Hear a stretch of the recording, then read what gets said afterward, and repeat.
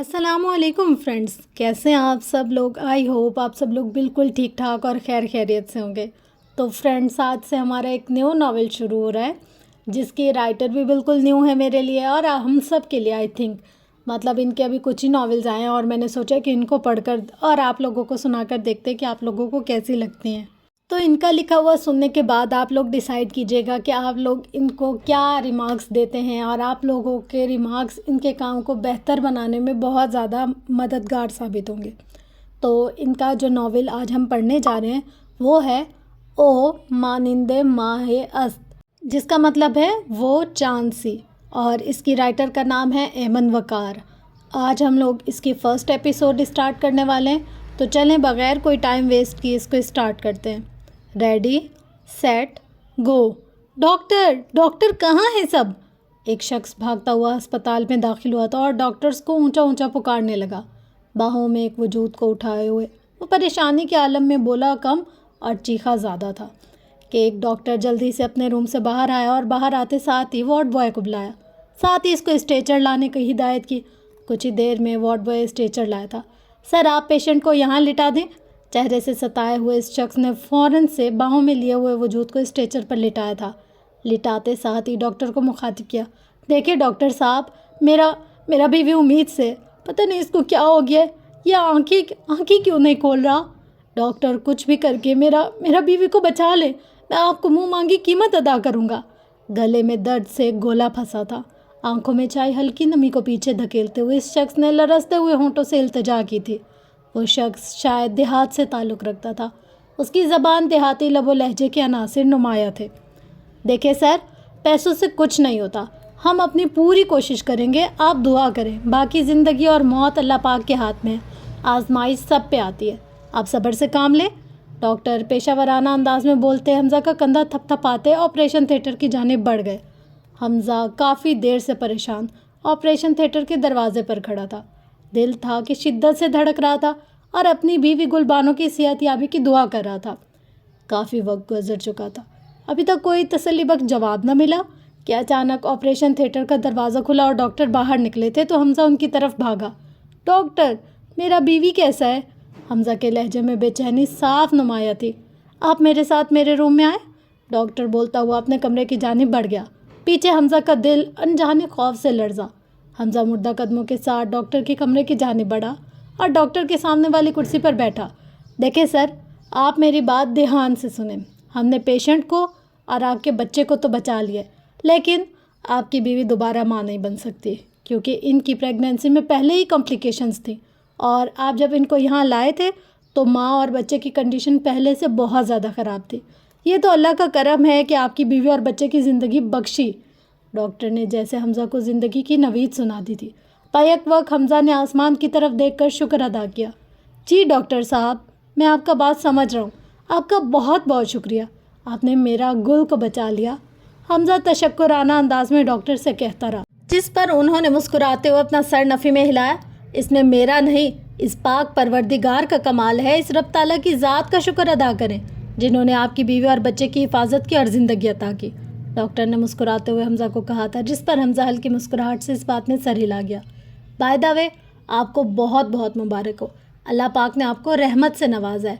आप बहुत लकी हैं जो आपकी पहली औलाद बेटी है। माशाअल्लाह, बहुत प्यारी है आपकी शहज़ादी। डॉक्टर, क्या मैं मिल सकता हूँ अपना बीवी से? हमज़ा ने गुलबानों से मिलने के लिए डॉक्टर से पूछा। बेचैनी का आलम था, चेहरे पर एक तड़प रकम थी। नहीं सर, अभी नहीं, कुछ देर बाद जब इनको रूम में शिफ्ट कर दिया जाएगा फिर आप मिल सकते हैं। तब तक आप बाकी की फॉर्मेलिटीज़ मुकम्मल करें। डॉक्टर अपने केबिन से बाहर जाने के लिए खड़े हुए। जी मैं कर देता हूँ, हमज़ा ने फुर्ती का मुजाहिरा करते हुए हामी भरी थी। ओके, टेक केयर, डॉक्टर गहरा मुस्कुरा कर बोले थे और फिर बाहर की जानिब निकल चले। कुछ ही देर में हमज़ा ने सारी फॉर्मेलिटीज़ पूरी की और फिर अल्लाह पाक की बारगाह में हाजिर हुआ। शुक्राने के नवाफिल अदा किए। इतनी देर में गुलबानों को भी रूम में शिफ्ट कर दिया गया। हमज़ा ने रिसेप्शन से गुलबानों का रूम नंबर पूछा और रूम की जानिब बढ़ गया। अस्सलामु अलैकुम, हमज़ा ने रूम में दाखिल होते हुए सलाम किया था। सामने नीले रंग के पाँव को छूते फ्रॉक नुमा लिबास में मलबूस वो नाजुक जान शायद हमज़ा के ही इंतज़ार में थी। वालेकुम अस्सलाम, गुलबानों ने नकाहत ज़दा लहजे में जवाब दिया। हमज़ा ने गुलबानों के चेहरे की जर्दी से घुली देखी। تو جھک کر گل بانو کے ماتھے پر عقیدت بھرا بوسہ دیا۔ کیسا ہے ہمارا گل؟ طبیعت کیسا ہے اب؟ ہمیں تو ڈرا ہی دیا تھا، ہمارا سانس ہی اٹک گیا تھا اپنی خانم کے لیے۔ گل بانو حمزہ کے لہجے میں اپنے لیے فکر مندی دیکھ کر مسکرائی۔ الحمدللہ خان، میں ٹھیک ہوں۔ گل بانو کے چہرے پر مسکراہٹ سجی تھی اور ایسا ہی جواب سن کر، خان ہمارا بیٹا کیسا ہے؟ آپ نے ہمارے گھر میں ہمارے بیٹے کا بتایا؟ مورے کو وہ کتنا خوش ہوگا نا؟ گل بانو نے حمزہ سے اپنے ننھے مہمان کے بارے میں پوچھا۔ گل بانو کے پوچھے گئے سوال پر حمزہ نے لمبی سی سانس خارج کی اور گل بانو کے ہاتھ تھام کر چوما جس میں خون کی ڈرپ لگی تھی۔ گل، ہمارا بیٹی ہوا ہے، بالکل تمہارے جیسا، ہماری شہزادی آیا ہے۔ بیٹی کا سن کر گل بانو کے چہرے پر خوف کا سایہ لہرایا۔ حمزہ نے گلابی کمبل میں سوئی ہوئی مومی گڑیا کو اٹھایا جو سکون سے سوئی ہوئی تھی، سفید و سرخ روئی جیسے، بھرے بھرے گال جو گلاب کی مانند کھلے ہوئے تھے۔ حمزہ نے بے ساختہ اس سوئی ہوئی مومی گڑیا کے گالوں پر نرمی سے بوسہ دیا۔ حمزہ کی ہلکی سی داڑھی کی چبن سے وہ مومی گڑیا کسمسائی اور چہرے کے زاویے بگاڑے، جس کو دیکھ کر حمزہ کو وہ بہت پیاری اور معصوم سی لگی۔ حمزہ نے اس مومی گڑیا کو گل بانو کے قریب کیا۔ خان، گل بانو کی زبان لڑکھڑا گئی، آنکھوں سے آنسو لڑیوں کی صورت بہتے چلے گئے، جسم میں ہولے ہولے لرزش طاری ہو گئی۔ مورے، ان کو تو وارث چاہیے تھا، وہ ہمارا معصوم سی گڑیا کو ختم کروا دے گا، وہ کبھی بھی بیٹی کو قبول نہیں کرے گا۔ گل خوف کے مارے لرزتے ہوئے بولی۔ خان، آپ کیوں چپ ہے؟ آپ کچھ بولتا کیوں نہیں؟ گل بانو نے حمزہ کی قمیض کو پکڑتے ہوئے جھنجھوڑا تھا، بھوری آنکھوں میں سرخی گھلی تھی۔ حمزہ نے گل بانو کے ہاتھ تھامتے ہوئے اپنے سینے میں بھینچ لیے۔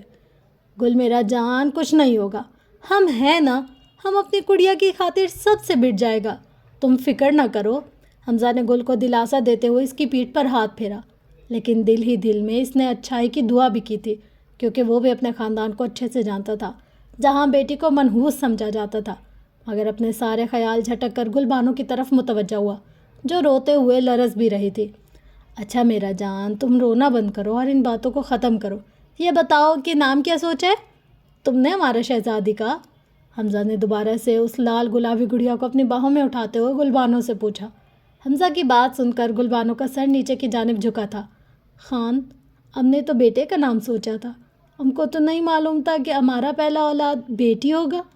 گل بانو کے جھکے چہرے پر ہلکی سی ندامت چھائی تھی۔ تم نے نہیں سوچا، لیکن ہم نے سوچا ہے، ہمارا گڑیا کا نام جانان حمزہ خان ہوگا۔ حمزہ کے لہجے میں بے پناہ پیار تھا، جبکہ معصوم سرخ و سفید چہرے پر خوشی سے گلال کھلا تھا۔ گل، تمہیں پتہ ہے جانان کا مطلب کیا ہے؟ حمزہ نے دوبارہ سے جانان کی روئی جیسے گالوں پر نرمی سے لب رکھے۔ نہیں خان، ہم کو نہیں معلوم۔ گل بانو نے لا علمی کا اظہار کیا تو حمزہ نے مسکرا کر سر اس بات میں ہلایا۔ جانان کا مطلب ہے دل اور جان، ہمارا گڑیا ہمارا دل بھی ہے اور جان بھی۔ کمبل میں سوئی ہوئی معصوم سی مومی گڑیا مسکرائی تھی، اس کی پھولی ہوئی گالیں اور دونوں گالوں میں پڑتے ہوئے گڑھے یہاں ہوئے، دونوں ماں اور باپ نے ماشاءاللہ پڑھا۔ 2 دن بعد حمزہ اور گل بانو گاؤں اپنی حویلی کو لوٹے تھے، جہاں دھوم دھام سے ان کی حویلی میں استقبال ہوا تھا۔ حمزہ اور گل بانو نے سب کو سلام کیا تھا تو سب گھر والوں کی توجہ ان کی طرف ہوئی۔ ارے آ گیا ہمارا شہزادہ، ہمارا شیر، ہماری حویلی کے چھوٹے شیر کو لے کر ہمارا پوتا آ گیا، ہمارا حویلی کا وارث، ہمارا پٹھان خاندان کا نیا وارث۔ بجاؤ ڈھول نگارے۔ حمزہ کے مورے نے خوشی سے دمکتے چہرے کے ساتھ سب کو جشن کا آغاز کا کہا۔ دل تھا کہ پریشان تھا، مگر اپنی مورے کی خوشی کو دیکھتے اور زیادہ پریشان ہو گیا، دل لرز رہا تھا۔ مورے، حمزہ نے ہمت کرتے ہوئے اپنی ماں کو مخاطب کیا تھا، مورے، ہمارا شیر نہیں، ہمارا شیرنی آیا، ہمارا شہزادی، ہمارا پٹانی گڑیا، جانان حمزہ خان آیا۔ حمزہ نے تیز دھڑکتے دل کے ساتھ اپنی بیٹی ہونے کا بتایا تھا اور سامنے اپنے مورے کے چہرے کی طرف دیکھا، جو پل میں بدلا تھا۔ جہاں پہلے خوشی تھی، اب وہاں چٹانوں جیسی سختی تھی۔ کیا کہا بیٹی؟ وہ بھی ہمارا حویلی میں؟ تمہارا ہمت بھی کیسے ہوا کہ تم ایک منحوس کو ہمارا حویلی میں لاؤ گے اور ہم اس منحوس کو قبول کر لے گا؟ تمہارا بھول ہے حمزہ خان، تمہارا دادا نے اپنے ہاتھوں سے اپنی بیٹی کو سب گاؤں والے کے سامنے دفن کیا تھا۔ تمہارا باپ کو اس کام کا ضرورت ہی نہ پڑا، کیونکہ ہم نے 2 بیٹوں کو خان حویلی کے وارثوں کو جنم دیا تھا۔ اس کو ابھی کے ابھی فارغ کرو۔ حویلی کے باہر کسی کھیت میں دفنا کیا ہو، ہمارا حویلی میں کسی بدذات منحوس لڑکی کا کوئی جگہ نہیں، فرحت بیگم نخوت سے بولی تھی۔ مورے، حمزہ کا دل تڑپ ہی اٹھا تھا اپنی معصوم سی گڑیا کے لیے۔ خبردار جو ایک لفظ بھی ہمارے بیٹی کے بارے میں بولا تو ورنہ ہم بھول جائے گا کہ آپ ہمارا ماں ہے، حمزہ غصے سے چیخا تھا۔ دوسری طرف گلبانو کی آنکھیں اشک بار ہوئی تھیں۔ مورے، تم کو تو معلوم ہے کہ بیٹی اللہ کی طرف سے رحمت ہوتا ہے، جب اللہ اپنے بندے سے خوش ہوتا ہے تو اس کو اولاد میں بیٹی سے نوازتا ہے۔ مورے، تم کو ہر بات کا علم ہے، یہ کتنا بڑا گناہ ہے۔ مورے، کچھ وقت پہلے آخر تم بھی تو ایک بیٹی ہی تھی، تم کیسے کسی معصوم کے لیے ایسا بول سکتا ہے؟ تمہارا دل نہیں لرزتا؟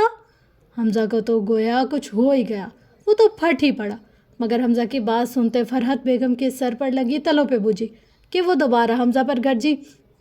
بس، شہر جا کر 4 جماعتیں کیا پڑھ لی، تم ہمیں درس دے گا، ہمیں سکھائے گا کہ کیا کرنا ہے کیا نہیں؟ فرحت بیگم کی باتوں پر حمزہ نے نفی میں سر ہلایا تھا۔ مورے، زمانہ جاہلیت میں لوگ اپنی معصوم بچوں کو سامنے بٹھا کر قبر کھودتے تھے، پھر اس بچی کے ہاتھوں میں گڑیا دے کر، اسے مٹھائی کا ٹکڑا تھما کر، اسے نیلے پیلے سرخ رنگ کے کپڑے دے کر اس قبر میں بٹھا دیتے تھے۔ بچی اسے کھیل سمجھتی تھی، وہ قبر میں کپڑوں، مٹھائی کے ٹکڑوں اور گڑیا کے ساتھ کھیلنے لگتی تھی۔ پھر یہ لوگ اچانک اس کھیلتی، مسکراتی اور کھلکھلاتی بچی پر ریت اور مٹی ڈالنے لگتے تھے۔ بچی شروع میں اسے بھی کھیل سمجھتی تھی، لیکن جب ریت اس کی گردن تک پہنچتی تو وہ گھبرا کر اپنے ماں باپ، اپنے اپنوں کو آواز دینے لگتی، لیکن ظالم باپ مٹی ڈالنے کی رفتار میں اضافہ کر دیتا تھا۔ یہ لوگ اس قبیح عمل کے بعد واپس گھر جاتے تو ان معصوم بچوں کی سسکیاں گھروں کے دروازے تک ان کا پیچھا کرتی تھی، لیکن ان ظالموں کے دلوں پر تالے تھے، ان کے دل نرم نہیں ہوتے تھے۔ بعض ایسے لوگ بھی تھے جن سے اسلام قبول کرنے سے پہلے ماضی میں ایسی غلطیاں ہوئی تھی۔ ایک دفعہ کا واقعہ سنایا، میں اپنی بیٹی کو قبرستان لے جا رہا تھا، بچی نے میری انگلی پکڑ رکھی تھی، وہ باپ کے لمس کی وجہ سے خوش تھی، وہ سارا راستہ اپنی توتلی زبان میں مجھ سے باتیں کرتی رہی، وہ مجھ سے فرمائشیں بھی کرتی رہی، اور میں سارا راستہ اسے اور اس کی فرمائشوں کو بہلاتا رہا۔ میں اسے لے کر قبرستان پہنچا، میں نے اس کے لیے قبر کی جگہ منتخب کی اور پھر میں نیچے زمین پر بیٹھا اور اپنے ہاتھوں سے ریت اٹھانے لگا۔ میری بیٹی نے مجھے کام کرتے دیکھا تو وہ بھی اپنے کام میں لگ گئی، وہ بھی اپنے ننھے ہاتھوں سے مٹی کھودنے لگے۔ ہم دونوں باپ بیٹی ریت کھودتے رہے۔ میں نے اس دن صاف کپڑے پہن رکھے تھے، ریت کھودنے کے دوران میرے کپڑوں پر مٹی لگ گئی۔ میری بیٹی نے کپڑوں پر مٹی دیکھی تو اس نے اپنے ہاتھوں سے جھاڑ دی، اپنے ہاتھ اپنی قمیض کے ساتھ پہنچے اور میری قمیض سے ریت جھاڑنے لگی۔ قبر تیار ہوئی تو میں نے اسے قبر میں بٹھایا اور اس گڑیا کو دے دیا تو وہ اس کے ساتھ کھیلنے لگی۔ میں نے اس پر مٹی ڈالنا شروع کر دی، وہ بھی اپنے ننھے ہاتھوں سے اپنے اوپر مٹی ڈالنے لگی۔ وہ مٹی ڈالتی جاتی تھی اور کہکے لگاتی جاتی تھی، وہ مجھ سے فرمائشیں کرتی جاتی تھی، لیکن میں دل ہی دل میں اپنے جھوٹے خداؤں سے دعا کر رہا تھا کہ تم میری بیٹی کی قربانی قبول کر لو اور مجھے اگلے سال بیٹا دے دو۔ میں دعا کرتا رہا اور بیٹی ریت میں دفن ہوتی رہی۔ میں نے آخر میں جب اس کے سر پر مٹی ڈالنا شروع کی تو اس نے خوفزدہ نظروں سے میری طرف دیکھا اور مجھ سے توتلی زبان میں پوچھا، ابا، آپ پر میری جان قربان، آپ مجھے ریت میں کیوں دفن کر رہے ہیں؟ میں نے اپنے دل کو پتھر بنا لیا اور دونوں ہاتھوں سے تیزی سے قبر پر ریت پھینکنے لگا۔ میری بیٹی روتی رہی، چیختی رہی، دعائیں دیتی رہی، لیکن میں نے اسے ریت میں ہی زندہ دفن کر دیا۔ یہ وہ نقطہ تھا جہاں رحمت للعالمین صلی اللہ علیہ وسلم کا جواب دے گیا۔ آپ صلی اللہ علیہ وسلم کی ہچکیاں بن گئی، داڑھی مبارک آنسوں سے تر ہو گئی اور آواز حلق مبارک میں گولا بن کر پھنسنے لگی۔ وہ شخص دھاڑے مار مار کر رو رہا تھا اور رحمت للعالمین صلی اللہ علیہ وآلہ وسلم ہچکیاں لے رہے تھے۔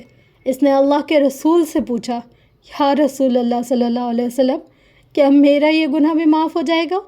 رحمت للعالمین صلی اللہ علیہ وسلم کی آنکھوں سے اشکوں کی نہریں بہہ رہی تھیں۔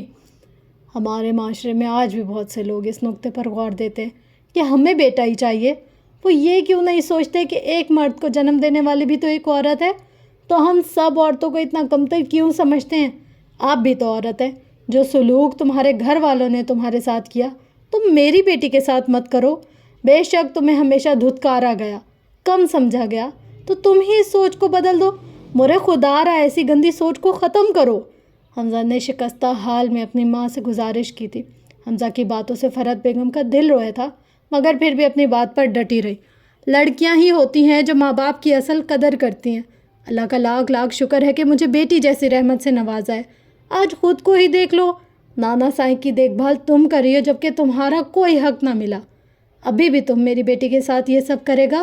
ارے بیٹی وہ نعمت ہے کہ جب حضرت فاطمہ رضی اللہ تعالیٰ عنہ تشریف لاتی تھی تو اللہ کے محبوب صلی اللہ علیہ وسلم بھی استقبال کو اٹھ کھڑے ہوتے تھے کہ میری بیٹی آئی ہے۔ کچھ وقت کے لیے پوری حویلی میں سکوت چھا گیا، ہر آنکھیں نم تھیں۔ اس خاموشی کو فرحت بیگم کی صفاق آواز نے توڑا تھا۔ حمزہ، اگر اس حویلی میں رہنا ہے تو ابھی اسی وقت اس منحوس کو ختم کرو، ورنہ ہمیشہ ہمیشہ کے لیے تم ہمارے لیے مر گئے، اور چلے جاؤ اس کی ماں کو لے کر یہاں سے۔ فرحت بیگم نے اپنے دل کی اٹھی آواز کو دل میں بے دردی سے کچلا تھا اور صفاقی کا مظاہرہ کرتے ہوئے اپنا آخری فیصلہ سنایا تھا، جس کو سنتے ہی حمزہ کی آنکھ سے ایک آنسو دغا بازی کرتا ہوا نیچے گرا تھا۔ ٹھیک ہے مورے، جا رہا ہوں، لیکن اتنا ضرور کہوں گا کہ ایک وقت آئے گا آپ کو اپنی غلطی کا احساس ہوگا، لیکن اس وقت بہت دیر ہو چکی ہوگی۔ اللہ حافظ۔ بیٹیاں سب کے مقدر میں کہاں ہوتی ہیں؟ گھر جو خدا کو ہو پیارا، بیٹیاں وہاں ہوتی ہیں۔ 18 سال بعد۔ بابا جانی، مما جانی، کہاں ہیں آپ دونوں؟ پورے گھر کا جائزہ لینے کے بعد وہ لان کی طرف بڑھی تھی۔ تو یہاں ہیں آپ دونوں، اور اکیلے چائے نوش کی جا رہی ہے؟ اس نے لان میں داخل ہوتے ہی شکوہ کیا۔ نسوانی آواز پر لان میں بیٹھے ہوئے 2 نفوسوں نے لان کے داخلی دروازے کی طرف دیکھا تھا۔ ارے جانان بیٹا، آپ آ گئی؟ جی بابا جانی، آ گئی میں، اور یہ دیکھیں میں نے بورڈ میں ٹاپ کیا ہے۔ شکر الحمدللہ، اور یہ ایوارڈ مجھے بورڈ کی طرف سے ملا ہے، جانان نے چہکتے ہوئے بتایا تھا۔ اس کے ہر انداز میں خوشی جھلک رہی تھی۔ ماشاء اللہ ہماری جان، جانان کے ماں باپ دونوں نے بیک وقت کہا تو جانان دل سے کھلکھلا دی، جس سے ان دونوں کے گالوں پر پڑتے گڑھے گہرے آب و تاب کے ساتھ چمکنے لگے۔ مما جانی، میں کیا سوچ رہی تھی، اسی خوشی میں آج ہم باہر کھانا کھائیں گے، ٹھیک ہے نا بابا جانی؟ جانان نے معصومیت سے اپنے باپ سے فرمائش کی۔ بالکل، کیوں نہیں میرا بچہ؟ حمزہ نے پیار سے جانان کے سر پر بوسہ دیا اور پھر اپنا رخ موڑتے اپنی گل کو مخاطب کیا۔ گل بیگم، آج میری جانان نے ہمارا سر ایک بار پھر فخر سے اونچا کیا ہے، تو جیسے میری پیاری گڑیا کا حکم کرے میں حاضر ہوں۔ جس کو سنتے ہی گل سر اس بات میں ہلا رہی تھی اور جانان کو اپنے گلے سے لگاتے ہوئے دعا بھی دے رہی تھی۔ میرا پیارا بیٹا، اللہ تمہیں ہمیشہ کامیاب و کامران رکھے، آمین۔ بابا جانی، اب میں یونیورسٹی جاؤں گی، جانان کسی ٹرانس کی کیفیت میں بولی تھی۔ بالکل میرا بچہ، یونیورسٹی جاؤ گی آپ؟ چلو آپ اپنا ڈریس چینج کر لو اور فریش ہو کر آؤ، پھر ایک ساتھ لنچ کرتے ہیں۔ حمزہ نے جانان کو ہنزو یونیفارم میں دیکھا تو چینج کرنے کو کہا۔ اب اپنے باپ کی بات سنتے جانان کے ہونٹ نہ تو تلے دبائے۔ جی بابا جانی، ابھی جاتی ہوں، بولتے ہی اپنے کمرے کی جانب بڑھ گئے۔ السلام علیکم، کیسے ہیں مامو جان، اور کیسی ہے میری کیوٹ سی ممانی جان؟ گھر میں داخل ہوتے ہی نفوس نے چہکتے ہوئے سلام کیا۔ وعلیکم السلام، ہانیہ بچے آپ؟ آؤ، الحمدللہ بیٹا ہم سب ٹھیک ہیں، آپ بتاؤ آپ کیسی ہو بیٹا؟ حمزہ نے ہانیہ کے سر پر ہاتھ رکھتے ہوئے پیار سے جواب دیا تھا۔ اللہ پاک کا شکر ہے ایک دم فٹ ہوں۔ حمزہ ماموں، یہ لے امی جان نے آپ کے لیے کھیر بھیجی ہے۔ ہانیہ نے حمزہ کے سامنے کھیر کا کٹورا رکھا۔ ارے بیٹا اس کی کیا ضرورت تھی؟ حمزہ نے مسکراتے ہوئے ہانیہ سے کہا۔ ارے میرے پیارے ماموں جان، میں نے نہیں، آپ کی پیاری سارا آپا نے بھیجی ہے۔ ہانیہ کے نوٹنکی انداز پر حمزہ نفی میں سر ہلاتا مسکرا دیا تھا۔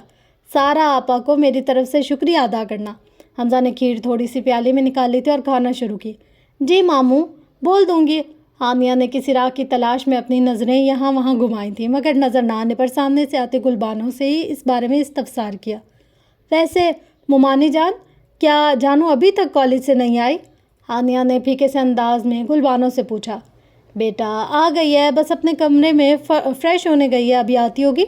چلو جب تک آپ آ جاؤ ساتھ میں کھانا کھاتے ہیں۔ گلبانوں نے کھانا میز پر لگاتے ہوئے ہانیہ کو بلایا تھا۔ نہیں ممانی جان، کچھ دیر پہلے ہی کھایا ہے، میرے پیٹ میں جگہ نہیں ہے، آپ بس بسم اللہ کریں، میں جانو سے مل کر جاتی ہوں۔ ہانیہ گلبانوں کو جواب دیتی ہال میں رکھے سنگل صوفے پر براجمان اور ساتھ ہی اپنے فون میں غرق ہو گئی۔ کچھ ہی دیر میں جانان فریش ہو کر باہر آئی تو ہانیہ کو اپنے سامنے دیکھا۔ ارے ہانی تم؟ جانان نے جیسے ہی ہال میں صوفے پر ہانیہ کو بیٹھے ہوئے دیکھا تو بھاگتی ہوئی اس کے گلے آ لگی۔ ہائے اللہ ہانی، سچی ابے تمہارے پاس ہی آنے کا سوچ رہی تھی میں، تمہیں پتہ ہے آج میرا بہت زیادہ دل خوش ہے، آج میرا رزلٹ تھا اور میں نے بورڈ میں ٹاپ کیا ہے، جانان نے خوشی سے چہکتے ہوئے بتایا تھا۔ کیا سچی؟ ہانیہ تقریباً چیخ کر بولی تھی تو جانان نے زور شور سے سر اس بات میں ہلایا۔ ماشاء اللہ ماشاء اللہ، بہت بہت بہت بہت مبارک ہو جانو۔ ہانیہ نے جانان کو جھٹ سے گلے لگایا۔ خیر مبارک، جزاک اللہ ہانی۔ جواباً جانان گہری مسکرائی تھی۔ ہانی چلو ساتھ کھانا کھاتے ہیں۔ جانان نے ہانیہ کو ساتھ کھانا کھانے کی پیشکش کی۔ جانو ابھی کچھ دیر پہلے ہی کھا کے آئی ہوں میں، ہانیہ نے منع کیا تھا۔ اچھا چلو ہانی، تمہاری مرضی ہے، ویسے امی نے تمہاری فیوریٹ بریانی بنائی تھی، مگر چلو کوئی نہیں، تم نے نہیں کھانی، مرضی ہے تمہاری۔ ہانیہ کے انکار پر جانان نے بھی کندھے اچکا دیے، مگر بریانی کے نام پر ہانیہ کا دل للچا گیا، منہ سے رال سی ٹپکنے لگی تھی۔ جانان نے ٹیڑھی نظروں سے ہانیہ کے چہرے کے بدلتے تاثرات دیکھتے ہوئے اپنی ہنسی دبائی۔ ہائے سچی بریانی؟ ہانیہ اپنے ہونٹوں پر زبان پھیرتے ہوئے بولی۔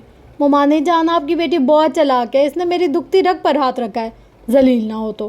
ہانیہ نے جانان کو کندھے پر ہلکی سی چپت لگاتے ہوئے چہرے کے زاویے بگاڑے تھے۔ بالکل ہانیہ بیٹا، یہ بات آپ نے ٹھیک بولی ہے، یہ واقعی بہت چلاک ہے۔ اچھا چلو آ جاؤ جلدی سے، ورنہ بریانی ٹھنڈی ہو جائے گی، گل بانو نے سر نفی میں ہلاتے ہوئے بولا۔ جی جی ابھی حاضر ہوتی ہوں، بلکہ آگے چلے شروع کریں، بسم اللہ الرحمن الرحیم۔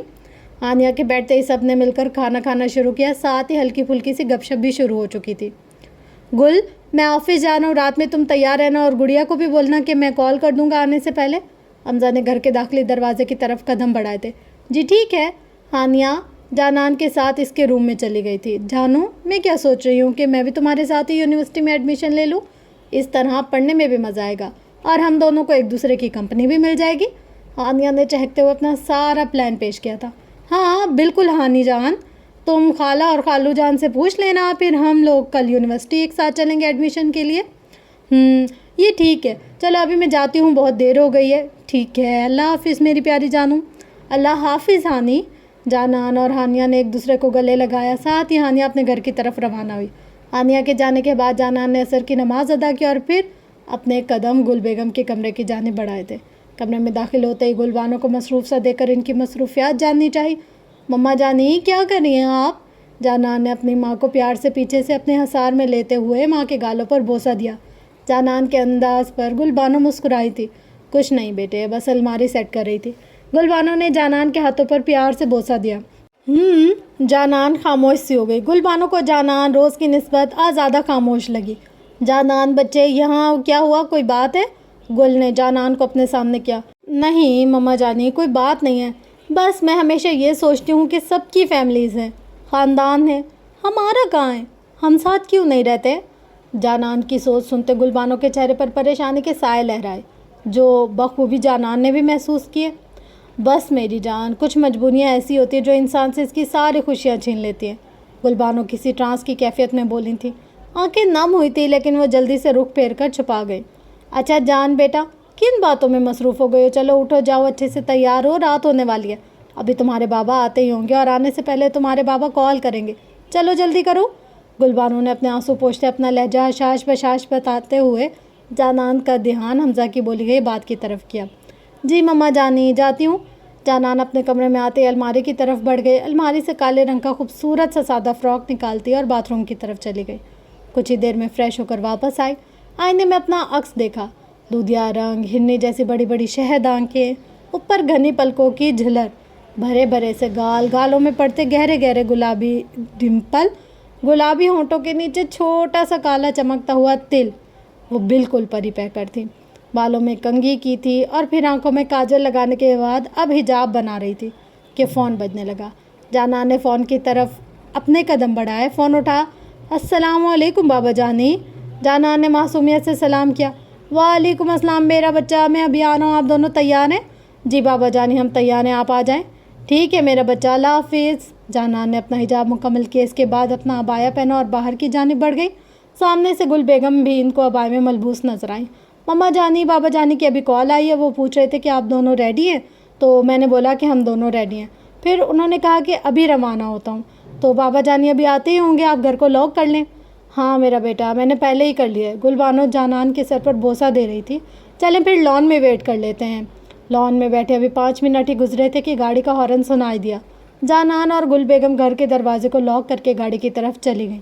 گاڑی میں بیٹھ کر وہ اپنی منزل کی طرف گامزن تھے۔ حمزہ نے پہلے ہی ساری بکنگ وغیرہ کروا لی تھی، रिसेप्शन से प्राइवेट टेबल का पूछा कि जो एक छोटे से कमरे पर मुश्तमिल था। खूबसूरत सा टेबल, इर्द गिर्द 4 कुर्सियाँ रखी हुई थी। टेबल के दरमियान में खूबसूरत ताज़ा गुलाबों का गुलदस्ता रखा था। हमज़ा गुलबानो और जानान को वहीं छोड़ता बाहर ऑर्डर लेने चला गया।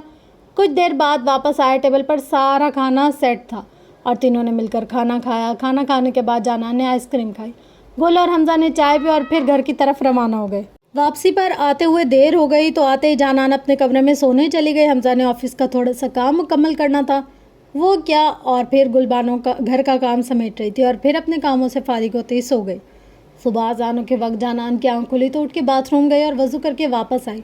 अलमारी से अपने लिए बड़ा सा दुपट्टा निकाला, अच्छे से हिजाब बनाकर नमाज अदा की और फिर कुछ देर कुरान पाक की तिलावत से फारिग होकर किचन की तरफ बढ़ गई।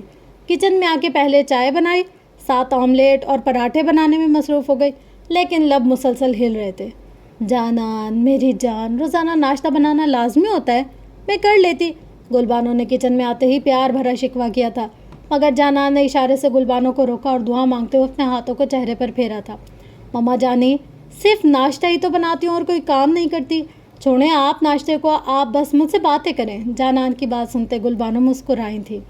अच्छा मम्मा जानी, एक बात बताओ, सुबह सुबह अल्लाह पाक और इसकी प्यारे नबी को याद करके जो सुकून दिल को मिलता है वो किसी दूसरे वक्त नहीं मिलता। जानान ने अंडा फेंटते हुए और बाकी सब्ज़ी तवे पर डालते हुए कहा। बिल्कुल मेरी प्यारी गुड़िया, गुलबानो ने प्यार से जानान के सर पर बोसा दिया। अच्छा मम्मा जानी, आप बाबा जानी को बुला लाएं, जब तक मैं नाश्ता टेबल पर लगाती हूँ। ठीक है, जो हुक्म प्यारी गुड़िया। अपनी माँ की बात और अंदाज पर जानान खिलखिलाकर हंसती। नाश्ते से फारिग होकर हमज़ा खान ने ऑफ़िस की तैयारी की और जानान यूनिवर्सिटी जाने के लिए तैयार हुई। अबाया पहना और फिर हिजाब के साथ नकाब भी कर लिया। खुद को एक नज़र आईने में देखा और बाहर की तरफ बढ़ गई। हॉल में आई तो सामने हानिया को पाया, वो भी अबाया के साथ हिजाब किए हुए थी। अस्सलाम वालेकुम, जानान ने सलाम में पहल की। वालेकुम अस्सलाम जानू, कैसी हो? अल्हम्दुलिल्लाह ठीक हूँ मेरी हानिया, और तुम कैसी हो? जानान ने अपनी खैरियत बताते हुए हानिया से इसकी तबीयत भी पूछी। जानू एकदम ठीक ठाक, तुम्हारे सामने। माशाअल्लाह, जानान ने जवाबन बोला था और सड़ता पैर हानिया को देखा, जो मुकम्मल तौर पर खुद को ढांपे हुए थी मगर चेहरा बेनकाब था। हानी, तुम नकाब कब करोगी?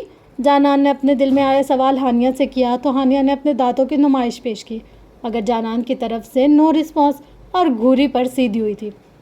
जानू यार, मुझे सांस नहीं आती, और ना वैसे भी ना इस्लाम में चेहरे का पर्दा नहीं है, इसीलिए।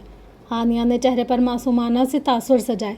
हानी, तुम्हारी बात बिल्कुल बजाए, मगर कुरान पाक में जब सूरतुल अहज़ाब की आयत नंबर 9 का तर्जुमा पढ़ते हैं तो इंसान का दिल इस आयत की तरफ खुद ही रागिब होता है।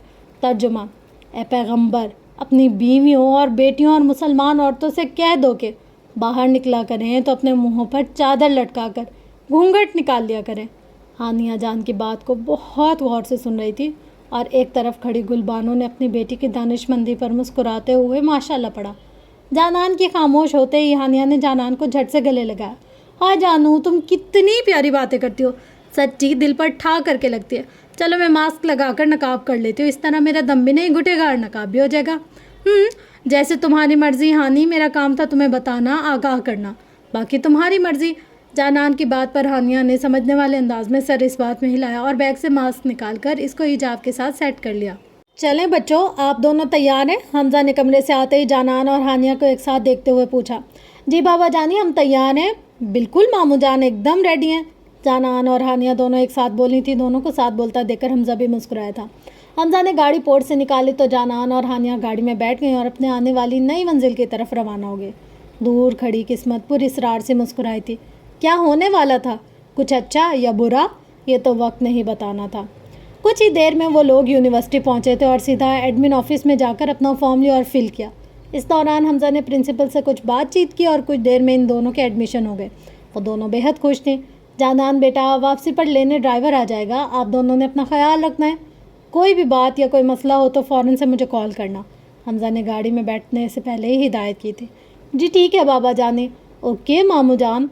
तो हमज़ा खुदा हाफिज़ बोलता गाड़ी में बैठ गया और अपने ऑफिस की तरफ रवाना हो गया। जानान और हानिया भी अपने डिपार्टमेंट की तरफ बढ़ गई। अभी वो लोग यूनिवर्सिटी के ग्राउंड तक पहुंचे ही थे कि किसी ने इन दोनों को मुखातिब किया था। हाय pretty girls, where are you go? जानान और हानिया ने पलट कर अपने पीछे की जानिब देखा, जहाँ एक मॉडर्न सी लड़की खड़ी थी। कंधों तक आते खुले बाल, सफ़ेद रंगा होठों पर गहरी मैरून लिपस्टिक, स्लीवलेस शर्ट के साथ घुटनों से फटी हुई पैंट पहनी हुई थी। जानान और हानिया ने सामने खड़ी लड़की को अफसोस की नज़र से देखा, मगर मुकाबिल खड़ी लड़की की दिल ही दिल में अपने लिए इन नज़रों में सताइश महसूस कर रही थी और ख़ुद को खुशफहमी में मुब्तला कर गई, जो कि बहुत जल्द इस पर भारी पड़ने वाली थी। Hello, my self Reema, can I help you? Ramin ने जानान और हानिया की तरफ देखकर हाथ हिलाया था, मगर जानान और हानिया की तरफ से नो रिस्पॉन्स मिला। रामीन के चेहरे पर तंज़े से मुस्कुराहट फैली, इसकी समझ के बकौल शायद हानिया और जानान को इंग्लिश समझ ना आए।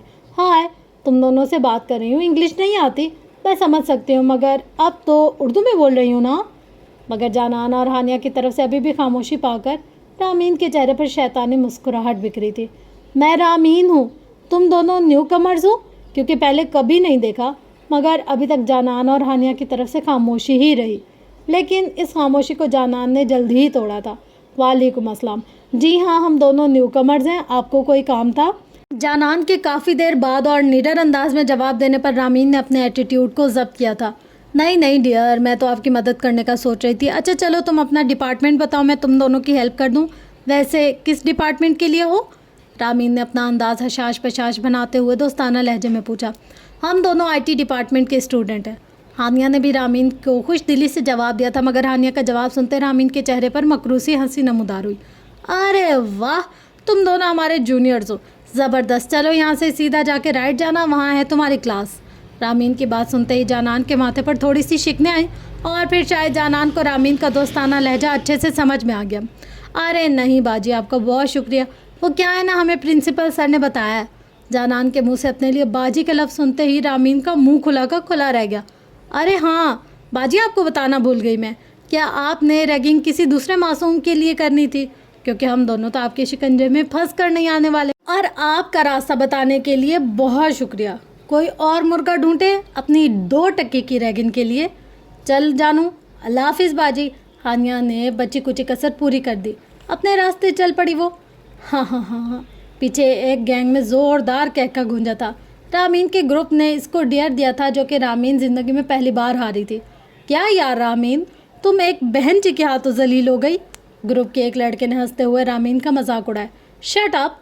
जानान और हानिया की बातों पर रामीन का मुंह टमाटर की तरह लाल हुआ था। मेरी इंसल्ट करने की जुर्रत आज तक किसी की नहीं हुई, और ये दोनों बहन जी, माय फुट। जानान और हानिया खुशी खुशी अपनी क्लास में इंटर हो रही थी कि पीछे से किसी ने जानान को ज़ोर से धक्का दिया।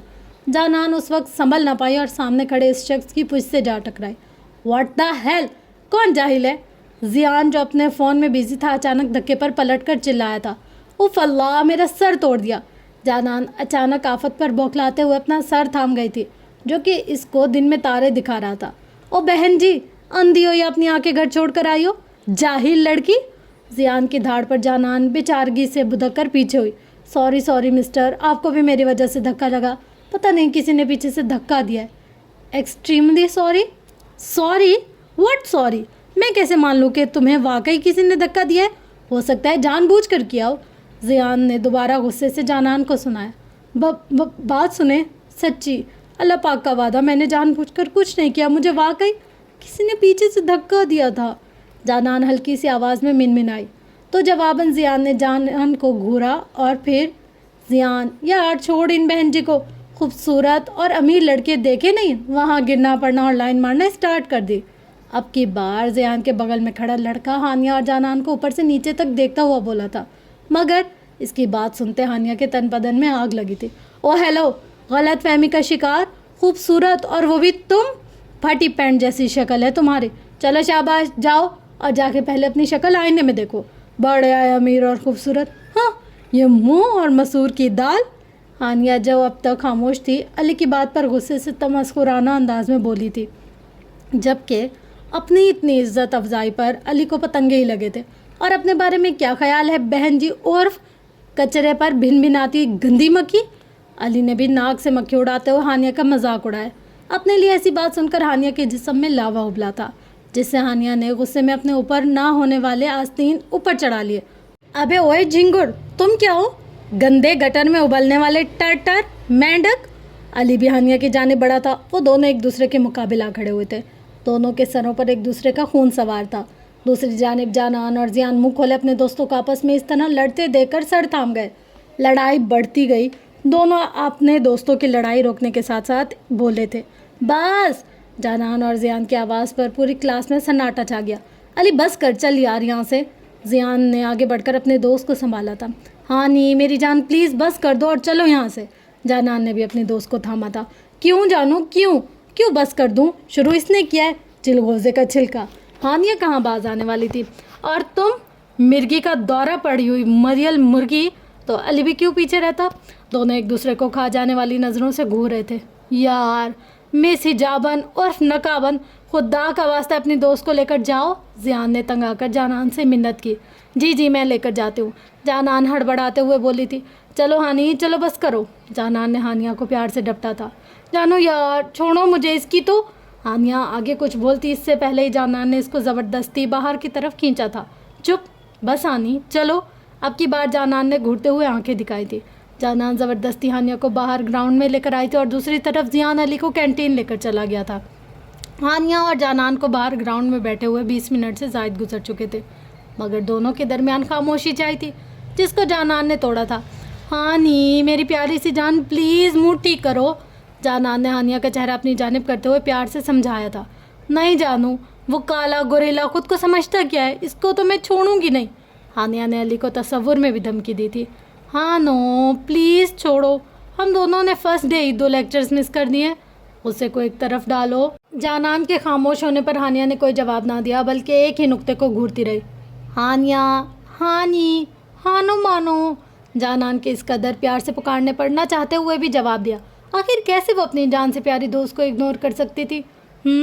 جی جانو، چلو کلاس میں چلتے ہیں، بہت دیر سے باہر ہیں۔ چلو ٹھیک ہے چلتے ہیں۔ میم جانان اور کوئی حکم؟ ہانیہ نے جانان سے بڑے مؤدبانہ انداز میں پوچھا تھا۔ جواباً جانان نے ہنستے ہوئے نفی میں سر ہلایا تھا۔ زیان یار وہ چھٹانگ بھر کی لڑکی خود کو کیا سمجھتی ہے؟ بڑی آئی خود کو کوئی 30 مار خان سمجھتی ہے۔ اچھا نا علی بس کر دے، جب وہ مس کیا نام تھا یار، خیر جو بھی تھا، مس حجابن عرف نقابن سوری بول ہی رہی تھی تو بات کو پڑھانے کی کیا ضرورت تھی؟ خام خواہ زیادہ شوخہ بننا تھا، اچھے سے عزت اتاری لڑکی نے۔ زیان نے بھی علی کو آڑے ہاتھوں لیا تھا جبکہ زیان کے طنز پر علی کا چہرہ اور زیادہ پھول گیا تھا۔ چھوڑو اب چل کر کلاس میں، ورنہ یہ لاسٹ لیکچر بھی مس ہو جائے گا۔ اگر اب فیل ہوئے تو اچھی خاصی میٹھی عزت افزائی ہونی ہے۔ علی نے ٹیڑھی نظروں سے گھورتے ہوئے جواب دیا اور دونوں کلاس کی جانب بڑھ گئے۔ میں آئی کم ان سر؟ علی اور زیان نے بھیگی بلیوں جیسی آواز میں کلاس میں آنے کی اجازت مانگی تو کلاس میں موجود پروفیسر نے دونوں کو تیکھی نظروں سے گھورا تھا۔ موصوف اتنی جلدی آنے کی کیا ضرورت تھی؟ تھوڑا اور دیر لگاتے، تھوڑا اور سو لیتے تاکہ کلاس میں داخل ہونے کی اجازت نہ لینی پڑتی۔ کلاس میں موجود پروفیسر نے بھگو کر طنز کیے تھے۔ کلاس میں دبی دبی سی ہنسی گونجی تھی۔ آج کا دن ہی خراب تھا۔ زیان اور علی کو اس بات کا شدت سے احساس ہوا تھا۔ Come fast and set your seats. اجازت ملتے ہی دونوں جلدی سے کلاس میں داخل ہوئے تھے۔ Thank you sir. علی اور زیان اپنی جگہ کی طرف بڑھے لیکن جب اپنی جگہ پر جانان اور ہانیہ کو بیٹھے دیکھا تو دونوں کے تن بدن میں آگ بھڑکی تھی۔ اٹھو یہاں سے۔ زیان کے چہرے کے زاویے بگڑے ہوئے تھے۔ کیوں؟ جانان نے معصومیت سے سوال کیا۔ کیونکہ یہ ہم دونوں کی سیٹ ہے، زیان نے بیزاریت سے جواب دیا تھا۔ تو آپ نام تو نہیں لکھوا چکے یہاں پہ؟ جانان نے بھی ٹھیک ویسے ہی بیزاریت سے جواب دیا تو زیان نے خونخوار نظروں سے گھورا اور ضبط کرتا علی کو لیتا دوسری ٹیبل کی طرف بڑھ گیا۔ مگر ہانیہ کہاں باز آنے والی تھی؟ اس نے بھی جلے پر نمک ڈالنا لازمی سمجھا۔ علی کو دیکھ کر آئی بروز کے افسوسناک زاویے بناتے ہوئے ساتھ ہی آنکھ دبائی تھی۔ دوسری جانب علی نے غصے سے مٹھیاں بھینچ لی لیکن فی الوقت خاموشی کا مظاہرہ کیا۔ ڈیئر اسٹوڈنٹس، آپ سب مجھے اپنا انٹرویو دیں۔ سب سے پہلے میں کرواتا ہوں۔ میرا نام محمد ارمغان ہے، میں آپ کا انفارمیشن سیکیورٹی کا پروفیسر ہوں۔ Student now it's your turn. السلام علیکم، آئی ایم جانان خان۔ السلام علیکم، I am Haniya Afzal. Hello class, I am Ali Shahzad. Hi everyone, I am Zayan Kamal. اسی طرح پوری کلاس نے اپنا انٹروڈکشن دیا، پھر پروفیسر نے اپنا لیکچر اسٹارٹ کیا۔ جانان اور ہانیہ نے سارا دن لیکچر اٹینڈ کیے۔ 2:30 بجے تک سارے لیکچرز ختم ہوئے تو سب اسٹوڈنٹ فری ہوئے۔ کچھ اسٹوڈنٹ گھر چلے گئے اور کچھ کینٹین کی طرف چل دیے۔ ہائے اللہ جانو، آج تو بہت تھک گئے اور دونوں کی بھوک بھی لگی ہے۔ ہانیہ نے اپنے پیٹ کی آہوں کو زبان دی اور اپنا حال پیٹ بیان کیا۔ ہاں ہاں نو ابھی گھر چلتے ہیں، ڈرائیور انکل آتے ہی ہوں گے۔ ہانیہ نے مسکینوں جیسی شکل بناتے ہوئے جانان کی طرف دیکھا۔ اس کا مطلب ہم یہاں کچھ نہیں کھا سکتے؟ بالکل، ہم دونوں ایسے ہی سب کے سامنے اپنا نقاب نہیں اتار سکتے۔ جانان کی بات سنتے ہانیہ کی رونی صورت ہوئی تھی، مگر گہری سانس بھر کے رہ گئی۔ اچھا جانو، گھر کے لیے پیک تو کروا سکتے ہیں؟ ہانیہ نے ایک بار پھر کوشش کی۔ نہیں، مگر جانان کی طرف سے منفی جواب سنتے ہی چہرے کے زاویے بگاڑے تھے۔ جانان بہن، اب بھلا وہ کیوں نہیں کروا سکتے؟ کیونکہ ہانی جو گھر میں کھانا بنا ہوگا وہ ہمارے لیے ضائع ہو جائے گا، اور کھانا ضائع کرنا بہت زیادہ گناہ ہے، اس لیے۔ تو ہانیہ سمجھنے والے انداز میں سر ہلا چکی تھی۔ ٹھیک ہے میری ماں، جو حکم۔ ابھی کچھ دیر ہی گزری تھی کہ ہانیہ کی نظر علی پر پڑی۔ جانو یار وہ دیکھ، اس چلگوزے کو کیسے ٹھوس رہا ہے، برگر میرے منہ میں تو پانی آ رہا ہے۔ ہانیہ نے دوبارہ رونی صورت بنائی تھی۔ ہانیہ آنکھیں نیچے کرو، بہت بری بات ہے کسی کو ایسے دیکھتے ہوئے۔ تو مجبوراً ہانیہ نے آنکھیں بھی گھما لی۔ اف زیان یار، برگر کا ٹیسٹ کڑوا ہو گیا۔ کڑوی کریلی کو دیکھ کر قسم سے سارا کھانا اب ڈسٹ بن میں پھینکنا پڑے گا۔ چھوٹو، یہ سارا کھانا گند میں پھینک دو، علی نے بہت مغرورانہ انداز میں کہا۔ علی کی آواز اتنی بلند تھی کہ جانان اور ہانیہ نے بخوبی سنی تھی۔ ہانیہ کچھ بولتی کہ جانان بول اٹھی۔ ویٹر، جس کو سب چھوٹو بولتے تھے، اس نے کھانے کی ٹرے کو اٹھایا اور ڈسٹ بن میں پھینکنے کے لیے آگے بڑھا۔ بات سننے چھوٹو بھائی۔ چھوٹو جو کھانا کچرے میں ڈالنے والا تھا، جانان کی بات پر رکا اور پلٹا۔ جی بولیں آپ ہی۔ بھائی مہربانی ہوگی آپ کی کہ آپ یہ کھانا پھینکنے کے بجائے یونیورسٹی کے گیٹ پر کسی بچے کو دے دیں۔ وہ بھوکے ہوں گے تو آپ یہ کھانا ان غریب بچوں کو دے دیں، اگر وہ کھا لیں گے تو آپ کو دعا دیں گے، اور اللہ پاک بھی آپ کو اس کا اجر دے گا۔ اللہ تعالیٰ نے ہمیں رزق عطا کیا ہے، ہمیں ہر لمحے اس پاک ذات کا شکر ادا کرنا چاہیے، نہ کہ اس طرح رزق کی بے حرمتی کرنی چاہیے۔ علی بھائی، جانان نے علی کو مخاطب کیا، بھائی رزق کی قیمت آپ ان غریب اور مفلس لوگوں سے پوچھے جو کئی کئی دن تک بھوکے رہتے ہیں، جن کے گھروں میں کئی کئی دن فاقے رہتے ہیں، جن کے معصوم نومولود بچے بھی وقت اور حالات کی تنگ دستی کی بنا پر بھوکے روتے بلکتے رہتے ہیں، کبھی پانی پر گزارا کر لیتے ہیں تو کبھی کسی کے گھر کی باسی روٹی پر، مگر جن لوگوں کو اللہ پاک نے سب کچھ عطا کیا ہے وہاں کوئی قدر نہیں۔ بہت زیادہ بے حد افسوس اور دکھ کی بات ہے۔ جانان کی بات کو وہاں موجود ہر ایک انسان خاموشی سے سن رہا تھا، حد تک کہ زیان نے بھی محیط ہو کر جانان کی بات کو سنا۔ جانان بول کر مڑی ہی تھی کہ پوری کینٹین تالیوں کی آواز سے گونج اٹھی۔ سب نے جانان کو سراہا تھا، اور دوسری طرف علی شرمندہ سا کھڑا تھا، اس کو بھی اپنے کیے پر افسوس ہو رہا تھا، اس لیے خاموش رہا، اور زیان نے جانان کو داد دیتی نظروں سے دیکھا۔ ہانو چلو اب باہر چلتے ہیں، ڈرائیور انکل آتے ہی ہوں گے۔ جانان نے ہانیہ کو باہر چلنے کو کہا۔ ہاں میری جانم، میری سمجھدار سی نانی اماں، چلو چلتے ہیں۔ جانان اور ہانیہ یونی کی گیٹ پر کھڑی ہوئی تھی۔ کچھ دیر میں ایک BMW رکی۔ ڈرائیور نے گاڑی کا دروازہ کھولا تو جانان اور ہانیہ گاڑی میں بیٹھ کر اپنے گھر چلی گئیں۔ پیچھے علی حیران سا منہ کھولے کھڑا رہا تھا کہ جن کو وہ غریب گھرانے کی سمجھ رہا تھا، وہ دونوں تو اچھی خاصی امیر معلوم ہوتی تھیں۔ منہ بند کر لے کمینے، کیونکہ آج جتنی عزت ہوئی ہے کافی ہے، اب تیرے منہ میں مکھی جاتی نہیں دیکھ سکتا میں۔ زیان نے علی کے ساتھ طنزیہ نظروں سے گھورتے ہوئے بولا۔ علی جو کب سے منہ کھولے کھڑا تھا، زیان کی بات پر ہڑبڑاتے ہوئے اپنا منہ بند کر لیا۔ چل اب گھر چلتے ہیں۔ اوکے بھائی، اپنا خیال رکھیو۔ علی زیان کو گلے لگا رہا تھا۔ کچھ ہی دیر میں دونوں اپنی اپنی ہیوی بائک پر بیٹھتے گھروں کی طرف روانہ ہو گئے۔ گھر میں داخل ہوتے ہی جانان نے اونچی آواز میں سلام کیا تھا۔ السلام علیکم۔ وعلیکم السلام۔ آ گیا میرا بچہ، میری گڑیا، لگتا ہے تھک گئی ہے میری جان۔ کل بانو جو جانان کے ہاتھوں انتظار میں کھڑی ہوئی تھی، جانان کے آتے ہی سر پر بوسہ دیا۔ جی مما جانی، مگر آج بہت زیادہ تھک گئی ہوں۔ ہاں میرا بچہ، چلو جلدی سے چینج کر کے آؤ، میں کھانا لگاتی ہوں۔ گل بانو بولتی کچن کی جانب بڑھی تھی۔ جی مما جانی، لیکن پہلے نماز ادا کروں گی، کہیں قضا نہ ہو جائے۔ جانان نے پیچھے سے گل بانو کو آواز لگائی۔ ٹھیک ہے میرا بچہ، آپ جاؤ، میں کھانا گرم کر لیتی ہوں۔ جب تک کچھ دیر میں جانان فریش ہو کر آئی اور پھر نماز ادا کی۔ نماز سے فارغ ہو کر نیچے ہال اور ڈائننگ ٹیبل پر آئی، جہاں گل بانو اس کا پہلے سے انتظار کر رہی تھی۔ مما جانی، آج بابا جانی نے دوپہر کے کھانے پر نہیں آنا کیا؟ جانان نے بیٹھتے ہی سوال کیا۔ نہیں بیٹا جان، آپ کے بابا کی کال آئی تھی کہ آپ دونوں کھانا کھا لینا، کیونکہ ان کی ضروری میٹنگ تھی، اس لیے وہ رات میں آئیں گے۔ گل بانو نے کھانا پلیٹ میں نکالا۔ صحیح ہے، چلو پھر بسم اللہ کرتے ہیں۔ بسم اللہ الرحمن الرحیم، اور کھانا شروع کیا۔ زیان خوشی خوشی گھر میں داخل ہوا کہ سامنے بیٹھی شخصیت کو دیکھ کر اس کی شکل ایسی بن گئی کہ جیسے کڑوا بادام نگل لیا ہو، لیکن زیان ان کو اگنور کرتا آگے بڑھ گیا کہ مصطفیٰ کمال نے زیان کو مخاطب کیا۔ کب تک کا تمہارا ارادہ ہے اس یونیورسٹی میں پڑھتے رہنے کا؟ 5 سال سے فیل ہو رہے ہو، وہ بھی جان بوجھ کر۔ وجہ جان سکتا ہوں کیوں ہمیں ذلیل کر رہے ہو؟ تمہاری عمر کے سب لڑکے کتنا آگے بڑھ چکے ہو اور تم وہیں کے وہیں پڑے ہو۔ زیان کی اگنورنس پر مصطفیٰ کمال کو آگ ہی تو لگی تھی۔ مسٹر مصطفیٰ کمال، آپ اپنی زندگی میں مصروف ہیں تو مصروف رہیں، میری لائف میں انٹرفیئر کرنے کی ضرورت نہیں، سمجھے آپ؟ زیان نے سر جھٹکا تھا۔ شرم آنی چاہیے تمہیں کہ تم اپنے باپ سے کس طرح کس لہجے میں بات کر رہے ہو۔ مصطفیٰ کمال کے بغل میں بیٹھی عورت نے زہر اگلا تھا۔ زیان نے ماریہ کی بات پر مصنوعی سا کہکا لگایا تھا۔ مسز ماریہ مصطفیٰ کمال، آپ پہ شرم کا درس سوٹ نہیں کرتا، تو لہٰذا آپ ہمارے پرسنل معاملات میں مداخلت نہ کریں، کیونکہ میں کچھ بھی بولنے سے گریز نہیں کروں گا۔ زیان نے زوردار لہجے سے اس عورت کو باور کروایا تھا۔ زیان، زبان سنبھال کر، تمہاری ماں ہے تم۔ مصطفیٰ بھی بول ہی رہے تھے کہ زیان نے کاٹدار لہجے میں مصطفیٰ کمال کو روکا۔ خبردار جو اس عورت کو میری ماں کہا یا میری ماں سے مماثلت دی۔ زیان مصطفیٰ کی بات کاٹ کر بے لچک لہجے میں بولا، مسٹر مصطفیٰ کمال صاحب، میری ماں وہ تھی جس کو آپ نے بھری محفل میں سب کے سامنے رسوا کیا تھا۔ تو فرینڈس، یہ تھی اس ناول کی ایپیسوڈ 1۔ ایپیسوڈ 1 سننے کے بعد آپ لوگوں کا کیا فیڈ بیک ہے وہ آپ لوگ میرے ساتھ ضرور شیئر کیجیے گا، تاکہ مجھے پتہ چلے کہ آپ لوگ کیا فیل کریں اس کو سننے کے بعد، اور آپ لوگ کو اسٹوری کیسی لگ رہی ہے۔